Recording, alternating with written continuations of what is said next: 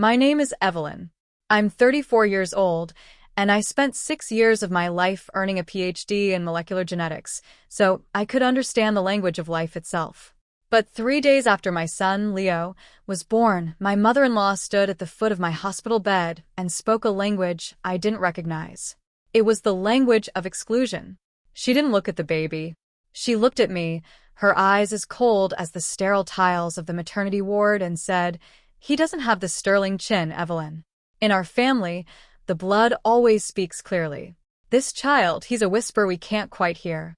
My husband, James, turned away to adjust the window blinds. My sister-in-law, Beatrice, checked her reflection in the room's mirror, smoothing her designer silk scarf. I was still recovering from an emergency C-section, my body a map of exhaustion and pain, but in that moment, the scientist in me woke up. I didn't cry. I didn't scream. I simply looked at her and felt a familiar coldness. Because I know things about blood that Lydia Sterling couldn't possibly imagine. I know that blood doesn't just carry names, it carries secrets. And in 2 weeks, I was going to make sure those secrets finally found their voice. Welcome back to Calm Drama Stories. Today's story is for anyone who has ever been treated like a guest in their own family. For anyone who has been measured by people who weren't worthy of holding the ruler.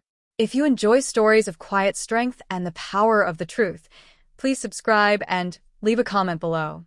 It helps us bring more of these moments to you. I grew up in the foster system in Chicago. No family trees, no heirloom jewelry, no sterling chins.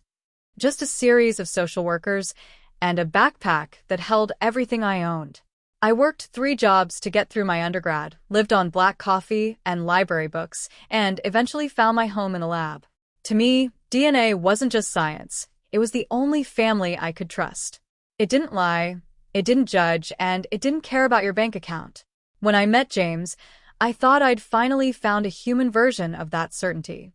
He was kind, steady, and seemed to love me for the life I'd built, not the one I'd come from. But James came with the Sterlings. They are old money, Virginia. The kind of family that has a wing in the local museum and a private cemetery on their estate. Lydia, the matriarch, treated our marriage like a temporary lapse in James's judgment. She never missed an opportunity to mention that her ancestors arrived on the Mayflower, or that their family's genetic purity was something to be guarded like a crown jewel. She looked at my lack of history as a contamination. "We are a line of judges and governors, Evelyn," she'd say over tea. "We don't just happen. We are curated." When I got pregnant, the curation became an interrogation. Lydia would bring over old photo albums, leather-bound books filled with stern men and pale women. "Notice the brow line, Evelyn. Notice the height. The Sterling traits are dominant. They always win." It wasn't a history lesson, it was a warning. She was setting the stage. If the baby didn't look like a carbon copy of a 19th century judge, she was ready to claim I'd brought a stranger into their hallowed halls. Leo was born with a shock of auburn hair and deep, soulful brown eyes. My eyes. My hair. He was beautiful, perfect, and to Lydia, he was an insult. The comment started before the first diaper change. "Brown eyes? James is blue. I'm blue. My late husband was blue. Where did these come from, Evelyn?" I tried to explain the science. How eye color is polygenic, how recessive alleles can hide for generations, but she wasn't looking for a lecture. She was looking for a confession. The whispers moved from the hospital room to the country club. James's cousin, Marcus, stopped returning his calls. Beatrice forgot to invite us to her daughter's birthday party.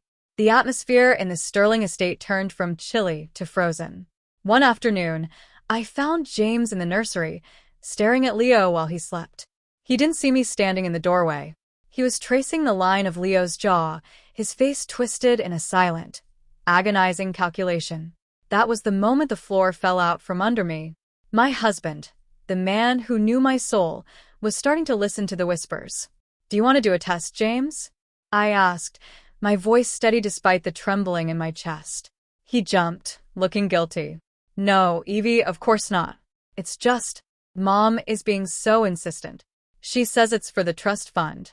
For the legal integrity of the estate." I walked over and took his hand. We'll do the test. But we're going to do it my way. Not a drugstore kit.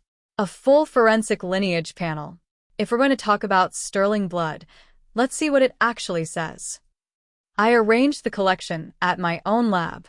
I wanted every chain of custody to be ironclad. I invited Lydia and Beatrice to be present. I even suggested Lydia provide a sample herself to establish the maternal baseline for the lineage. I told her. She agreed with a smug smile, wearing her signature pearls and a suit that cost more than my first car. She thought she was attending my execution. She didn't realize she was the one walking into the witness stand. The 2 weeks of waiting were a masterclass in psychological warfare. Lydia sent me links to articles about paternity fraud. Beatrice posted quotes on Instagram about the truth setting you free. I spent those days holding Leo, breathing in assent, and doing what I do best, analyzing data in my head. I had gone back through the Sterling family records, the public ones, and the ones James had in the attic. I started seeing the gaps. The whispers Lydia was so afraid of, they'd been there all along. The reveal dinner was held at the Sterling Manor. The table was set for 12. The air smelled of expensive wax and old secrets. Lydia sat at the head, a queen awaiting a tribute. The results arrived this afternoon, she said, gesturing to the thick, sealed envelope I'd placed on the table. Shall we put an end to the uncertainty? I stood up. I felt a strange sense of peace. Actually, Lydia, I've already reviewed the digital files. I thought it would be better if I explained the findings. Since, I'm the expert. I opened my laptop and projected the charts onto the wall of the dining room, the same wall covered in portraits of Sterling ancestors. First, I said, Leo is 99.9% James's biological son. The Sterling chin just happened to be a recessive trait this time. James, you can stop calculating now. James let out a breath he'd been holding for a month. He reached for my hand, but I pulled away. I wasn't finished. But while I was running the lineage panel, I continued, my voice dropping to a clinical, precise tone. I noticed something fascinating about the maternal line. You see, Lydia, you were very insistent on the purity of the Sterling blood. But the DNA shows that James and Beatrice, they don't share your mitochondrial DNA. The room went silent. You could hear the clock ticking in the hallway. Lydia's face went from smug to ghostly white. What are you talking about? Beatrice snapped. Mitochondrial DNA is passed only from mother to child, I explained, looking directly at Lydia. It's a perfect record of maternal heritage. James and Beatrice have a mitochondrial signature that traces back to a completely different haplogroup than yours, Lydia. In fact, their DNA matches a woman who died in 1992. A woman named Mary Vance. A woman who worked as a nurse at the hospital where James was born. The silence was absolute. Lydia's hand went to her pearls, but they seemed to be choking her. I leaned in. It seems the Sterling legacy you've been guarding so fiercely was built on a lie. James isn't your biological son, Lydia. He was swapped, or perhaps purchased, to replace a child you lost. The blood didn't speak the language you thought it did. It spoke the truth you tried to bury. I didn't stay for the fallout. I picked up Leo, walked out of that manor, and never looked back. James followed me, eventually. He had to decide if he was a Sterling by blood or a man by choice. As for me, I realized that I never needed a family tree to know who I was. My son doesn't have a famous chin or a pure line. He has something better. He has the truth. And in our house, that's the only legacy that matters. Thank you for listening to this episode of Calm Drama Stories. Sometimes, the people who demand the most proof are the ones with the most to hide. If this story resonated with you, share it with someone who needs to hear it. And remember, your value isn't in your DNA, it's in your heart. Until next time.